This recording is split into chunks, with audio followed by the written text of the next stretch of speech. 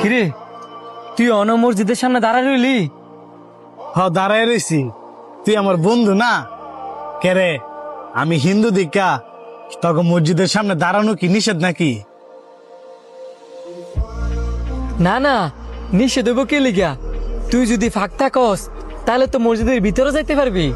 বন্ধু, আমি না একটা জিনিস লক্ষ্য করলাম, তখন মুসলমান ধর্মের মধ্যে আর আমাকে হিন্দু ধর্মের মধ্যে একটা পার্থক্য আছে। আর ওটা পার্থক্য তো থাকবোই, তগো ধর্ম আলাদা আমগো ধর্ম আলাদা। তুই বুঝস নাই আমি কোন পার্থক্যের কথা কইছি?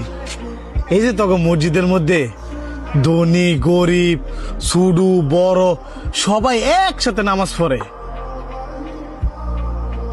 আমরা সবাই একসাথে নামাজ পড়ি, তোরা হিন্দুর অত সবাই একসাথে পূজা দেস না, আমগো মন্দিরের মধ্যে গেলে বড় লোকরা আগে পূজা দেয় আর গরিবরা পরে।